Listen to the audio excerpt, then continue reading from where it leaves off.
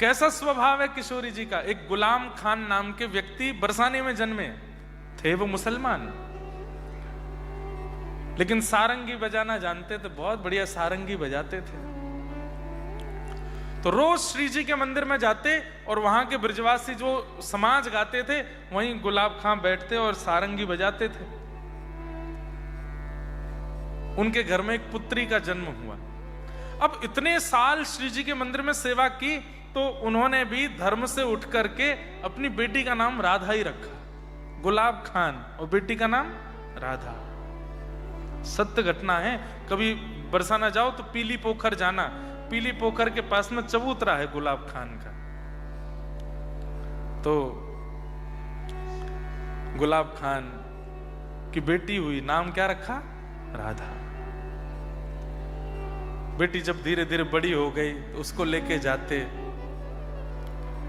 और वहीं समाज में जब वो सारंगी बजाते सब गाते तो बेटी भुजा उठा के वहां नृत्य करती थी, रोज नाचती थी। जब मैं कीर्तन गाता हूं तो यहाँ कई सारे बालक नृत्य करते हैं, पर एक भैया हैं वो अपनी छोटी सी लाली को ऐसे लेके नचाते हैं, और उनकी लाली जितनी देर कीर्तन चलता है ऐसे ही हाथ करके खड़ी रहती है। बहुत अच्छा लगता है। देखो हो रही, हाँ ये देखो इसको जब जब उठाते हैं इसको पता है कि मुझे ताली बजानी है, हाथ ऐसे करना है। देखो पेसिफायर पी रही हैं, कथा सुन रही हैं। लालियां जिनके यहां होती है ना, बहुत सौभाग्यशाली। तो गुलाब खान के लाली हुई और नाम रखा राधा। तो छोटी सी लाली को लेके जाते थे मंदिर में, श्री जी के मंदिर में सारंगी बजाते, वो नाचती, और उसको देख करके सब गुसाई जन हमारे बरसाने के सब कहते, अरे गुलाब तू रोज लाए कल लाली, देख ऐसी ठुमक ठुमक करके नृत्य करे पूरे मंदिर में, कैसी बढ़िया लगे। धीरे धीरे बड़ी हुई। अच्छा, एक घटना हुई थी कि जब इनके लाली हुई तो बालिका को जन्म देते ही इनकी पत्नी पधार गई थी। तो घर में कोई नहीं था, केवल एक बेटी और गुलाब खान। धीरे धीरे वो लाली बड़ी हुई। जब उम्र उसकी 18-19 वर्ष की हो गई तो फिर सब गुसाइयों कहते थे, गुलाब खान आके कोने में बैठ के सारंगी बजाते थे श्री जी के मंदिर में, समाज में। उन्हीं से कुछ प्रसाद मिलता, कभी दक्षिणा भी मिल जाती, उसी से घर चलता था उनका। सब गुसाई लोग बोले कि अरे गुलाब, अब लाली बड़ी है गई, या को ब्याह कर दे। हाँ गुसाई जी करूंगा, बस लाडली जी कृपा करें कर दूंगा। बोले अब कर दे, अब ठीक है उम्र है गई, अब कर दे। लेकिन गुलाब खां चाहते तो मैं ब्याह करना, लेकिन बस ये सोच के रुक जाते हैं कि ये चली गई तो मैं क्या करूंगा, फिर मैं कैसे रहूंगा। लेकिन कर्तव्य है हर पिता का, पुत्री का ब्याह तो करना पड़ता है। एक योग मौलवी जी का बेटा ढूंढ करके ब्याह कर दिया। विदा होकर के जब इनकी बेटी गई, गुलाब खान की जो स्थिति हुई है, अब सुनिएगा। व्यक्ति जब हंसकर के कीर्तन करता है ना, जब प्रसन्न मुद्रा में कीर्तन करता है तो ठाकुर जी केवल सुनते हैं, लेकिन व्यक्ति जब रोता है ना कीर्तन करते करते, कथा सुनते सुनते, नाम करते करते, तो ठाकुर जी बेचैन हो जाते हैं मिलने के लिए कि मैं जाऊं, ये रो क्यों रहा है। अरे भारत में आप सबके परिवार के लोग होंगे, कभी बात करते करते अगर रो जाते होंगे तो आप कहते होंगे ना, कल की फ्लाइट लेके आ रहे हैं हम, आप रो नहीं, हम आ जाते हैं आपके पास। ऐसे ही जब व्यक्ति कथा सुनता है, कीर्तन करता है या नाम जप करता है और रो जाता है ना, तो ठाकुर जी भी यही कहते हैं, कहाँ है गरुड़ जी मेरे, आओ जल्दी लेके चलो इसके पास, रो रहा है, इतना क्यों भावुक हो रहा है। तो गुलाब खान आज तक तो राधा राधा बोलते थे बेटी के नाम से, थे वो नमाजी, अपना नमाज आदि सब करते थे, लेकिन बेटी का नाम राधा है तो कभी राधा जल ले आओ, राधा भोजन ले आओ, राधा चलो चल रहे हैं मंदिर चलेंगे, ऐसे ऐसे बोलते थे। लेकिन अब तो राधा चली गई, अब रोते हैं उसकी याद में। राधा मेरी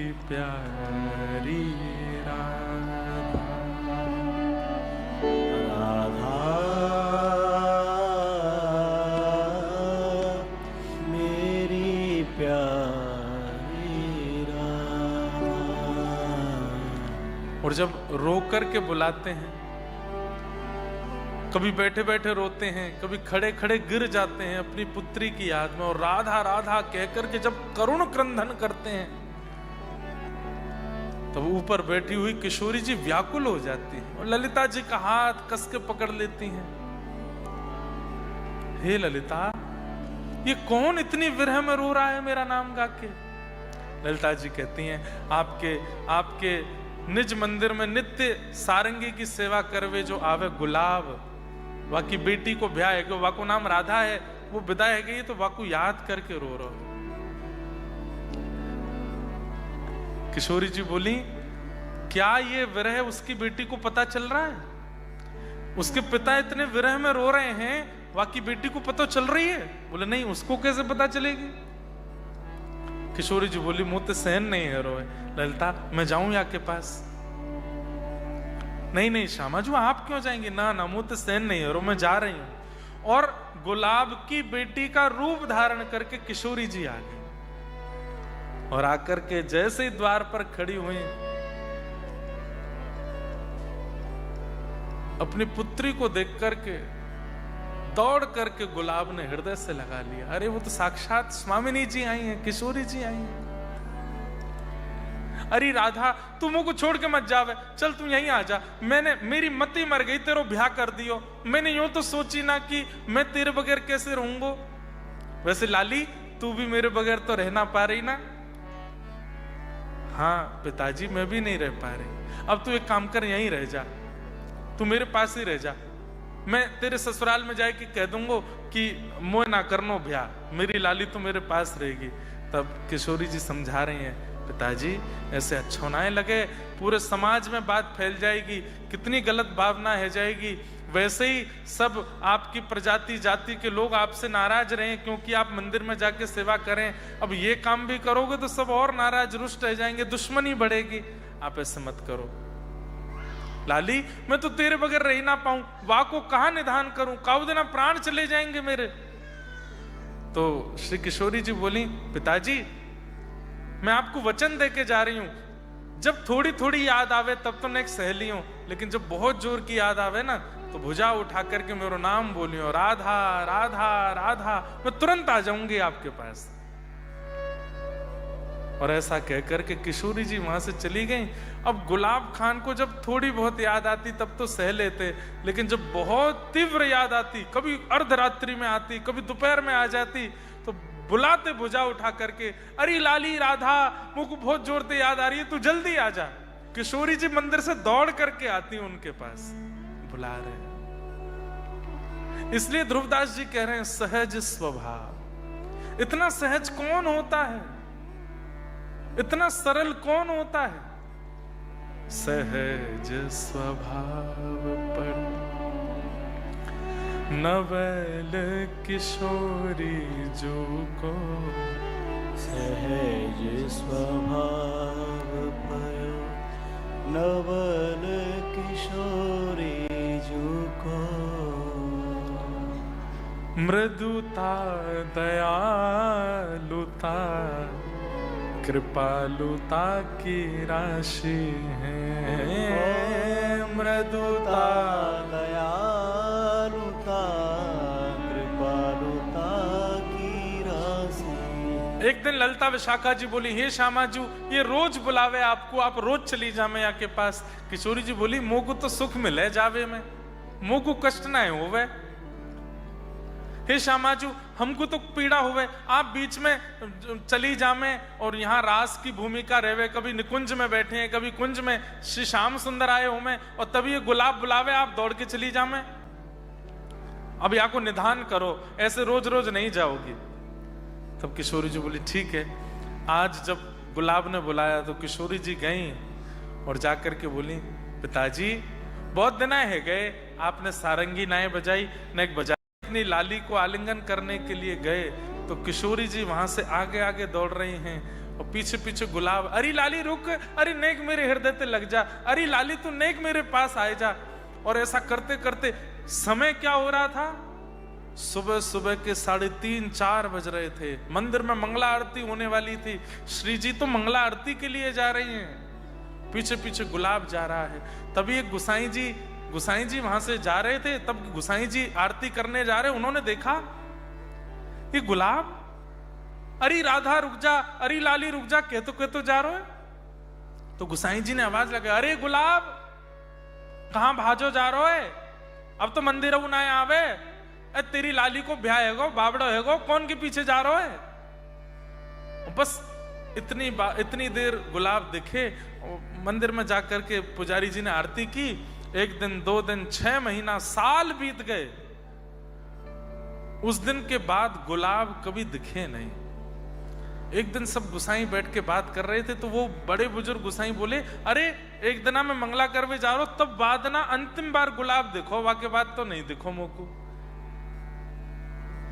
उसके बाद बरसाना में कभी सारंगी की आवाज आती, कभी कहीं गुलाब जी बैठे दिख जाते, कभी कहीं कुछ, तो लोग बागों में भ्रांति हो गई कि उनके प्राण तो चले गए हैं और वो प्रेत बन करके घूम रहे हैं।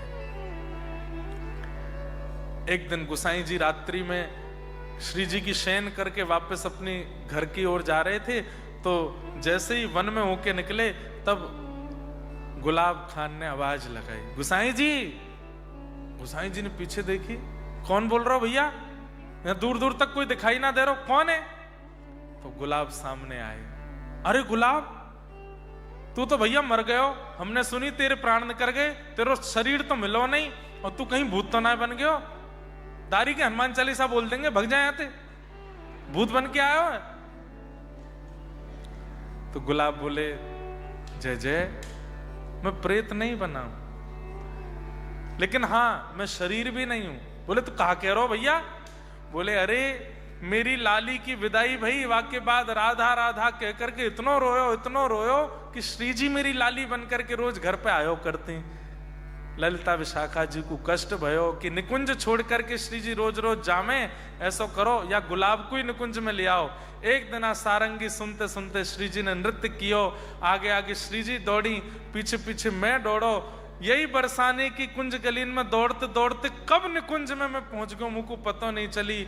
अब मैं निकुंज में निवास करूं और वहीं श्री जी और प्रिया प्रियतम को सारंगी सुनाऊं। आपको केवल बतावे आया हूं, ये भ्रांति जो फैल रही है कि मैं प्रेत बन गया, प्रेत नहीं बना हूं, मैं सशरीर निकुंज में श्री प्रिया प्रियतम की सारंगी की सेवा कर रहा हूं। और इतना कहकर के गुलाब दिखने बंद हो गए। दूसरे दिन वो गुसाई जी तो रात भर वहीं बैठे रहे। कैसी कृपा, हे राधे, श्री राधे।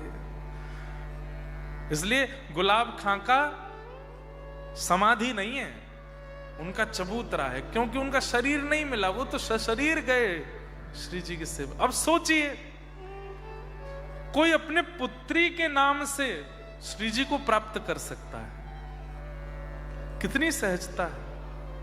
सहज स्वभाव पड़ नवल किशोरी जो को, सहज स्वभाव पर नवल किशोरी जो को, मृदुता दयालुता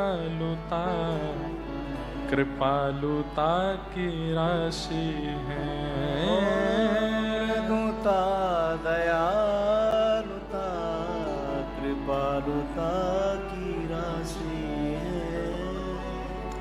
ने कहूँ नरस कभी भूले हूँ न होत सखी, मैं कहूँ नरस कभी भूल होत सखी, रहत प्रसन्न सदा ये मुख हासी है। रहत प्रसन्न सदा ये मुख हासी। अरे ललिता विशाखा सखियां तो कहती हैं कि हमारी श्री जी जब निकुंज में जाए में ना, तो ऐसा स्वभाव है हमारी प्रिया जी को कि चरणन के आगे आवे वारी चेंटा चेंटी भी मानव को आते थे भाग जाएं कि हम कहीं दब नहीं जाएं, लेकिन जब श्री जी चले ना तो चेंटा चेंटी लाइन लगा के खड़े रह जाएं कि अरे श्री जी आ रही हैं, इनके चरण पड़ जाएंगे। क्यों? क्योंकि इतने कोमल चरण है कि चरण धर भी देंगे तो ना मरेंगे हम। ऐसी हैं हमारी प्रिया जी। ऐसी सुकुमारी प्यारी लाल जी की प्राण प्यारी, ऐसी सुकुमारी प्यारी लाल जू की प्राण प्यारी। धन्य धन्य धन्य ते ही जिनके उपासी हैं, धन्य धन्य धन्य ते ही जिनके उपासी है। हित ध्रुव और सुख जहाँ लग देखियत, हित ध्रुव और सुख।